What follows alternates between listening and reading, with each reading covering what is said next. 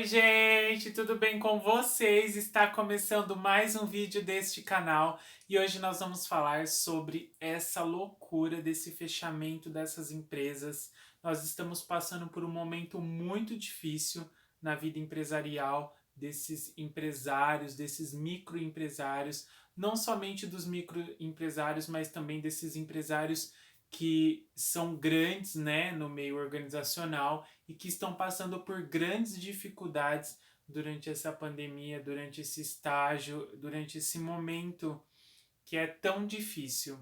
Mas assim, nós precisamos entender o quê? Nós precisamos entender que esse momento difícil, esse momento fragilizado da saúde financeira empresarial, da deficiência, né, as empresas estão encontrando em lidar com as suas finanças, principalmente esses microempresários, essas pessoas que caminham aí, que muitas vezes trabalham na informalidade ou até mesmo esses que trabalham na formalidade, mas porém não teve essa estrutura durante esse processo de pandemia. Assim, nós precisamos entender o que? O governo ele possui essa questão de responsabilidade em relação a essa deficiência, a essa estrutura financeira. Olha, eu entendo, na minha concepção, que isso não é culpa 100% do governo. É obviamente que uma parcela de responsabilidade, que é uma parcela não tão grande, ela se cabe ao governo, se cabe a essa questão do subsídio ao empresário, ao microempreendedor. Porém, eu acredito que a educação financeira ela representa uma parcela maior para esse profissional, esse empresário, né? Essa pessoa que está lidando diretamente com a empresa. Por quê? Porque se você for olhar num contexto empresarial, num contexto organizacional, de responsabilidade fiscal, de responsabilidade tributária, de responsabilidade de investimento, que isso tudo obviamente muitas vezes o empresário ele tem algum tipo de apoio, porém esses micro não têm esse apoio. Então, se a gente fazer essa análise, essa analítica de uma forma macro, nós vamos entender o que? Nós vamos entender que muitas vezes são os microempresários que estão passando por essa deficiência. Mas eles estão passando por essa deficiência exatamente por isso, porque eles não tiveram essa concepção de entender durante esse processo de boa colheita, né? De entender que nós precisamos ter uma análise mais profunda da responsabilidade de custo dessa empresa. Por quê? Quando nós estamos trabalhando toda a questão de aquisição e venda, de venda direta principalmente, porque muitas vezes esses profissionais eles trabalham com venda direta de serviço ou venda direta de produto, esses microempresários, muitas vezes são produtos assim de baixo custo ou serviços de baixo custo e que tem um impacto diretamente quando há essa falta de cliente ou quando há essa falta de demanda. Mas no caso, quando você se propõe a ofertar um produto ou um serviço no mercado, para o mercado consumidor, o cliente ele está preparado muitas vezes para entender essa dinâmica financeira, né, de preço, mas nós estamos ofertando muitas vezes não estamos preparados para entender essa dinâmica. Por quê? Tudo começa na questão da formação do preço de venda. Nós precisamos entender que a partir do momento que nós disponibilizamos um produto ou um serviço no mercado para a gente estar ofertando, nós precisamos entender que ali há toda uma responsabilidade fiscal, toda uma responsabilidade produtiva, toda uma responsabilidade de valor. Valor tangível, valor intangível, valor tributário, valor fiscal, valor análogo. Então, assim, nós precisamos entender que ali há uma grande formação de preço. E essa formação de preço, ela vai desencadear toda essa cadeia, né, toda essa estrutura, e ela vai estar entrelaçada, ela vai estar ligada a toda essa estrutura pós, né? A pós-estrutura, né? O pós-financeiro. Então nós precisamos entender isso, que ali na formação do preço nós precisamos entender que automaticamente vai desencadear vários outros fatores.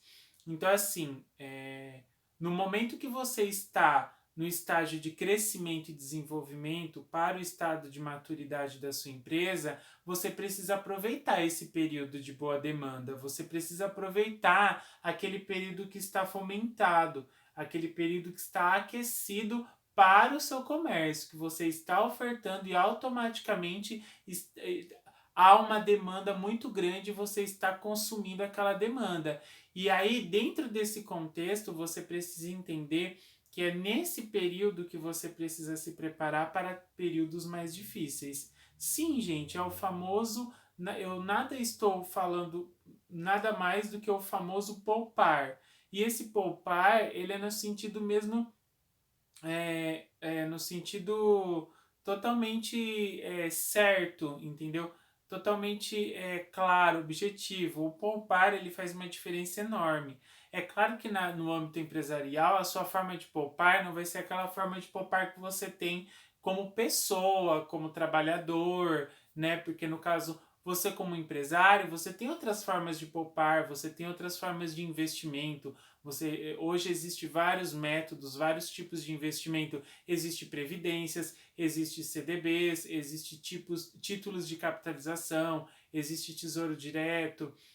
Então, assim, existe vários tipos, várias formas, bolsas. Então, assim, existe várias formas, ações, né, dentro dessas bolsas. Existe várias formas que você pode estar investindo o seu dinheiro de forma micro, mesmo você sendo um pequeno empresário, mesmo você sendo um MEI, uma EPP, uma ME, você aí trabalhando no regime do Simples Nacional, você consegue entender, você consegue poupar, você consegue investir o seu dinheiro e garantir aí durante um médio prazo, durante um longo prazo, até recuperação, né, até o valor futuro, para que você esteja assegurado para esse tipo de época. Por quê?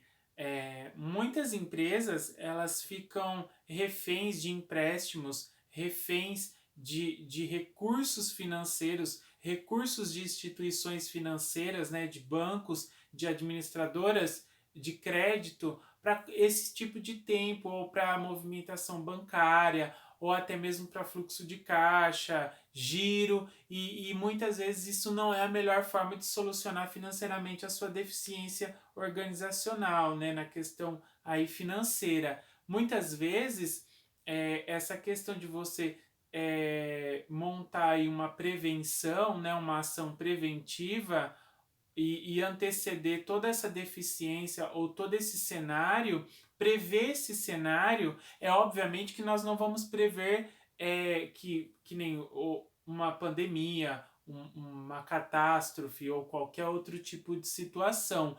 Porém, toda vez que nós trabalhamos na questão de análise de cenário organizacional, nós trabalhamos com ações preventivas. Então, assim, as ações preventivas elas não servem somente para a questão tática ou pela questão operacional. A ação preventiva ela serve também para a questão estratégica.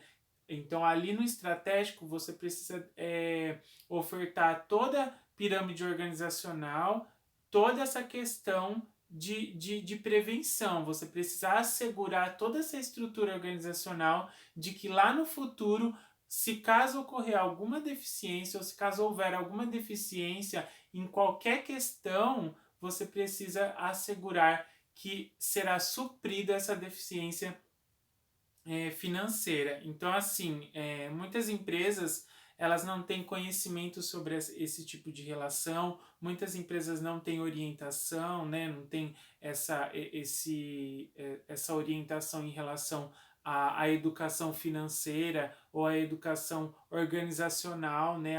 A melhor maneira de gerir ou as melhores maneiras de gestão, ferramentas que existem diversas ferramentas. Então, muitas empresas fecharam. O Sebrae já divulgou diversos números de empresas que fecharam e eu acredito que seja exatamente por esse motivo, porque essas empresas, esses profissionais, eles não estão capacitados, eles não estão preparados, tá? Então, assim, busquem informações, busquem orientações financeiras, orientações sobre gestão financeira para melhor gerir o seu negócio. Então, esse foi o vídeo de hoje. Espero que vocês tenham gostado. Não se esqueçam de se inscrever aqui no canal, ativar o sininho de notificação e dar o like. Um super beijo. Tchau!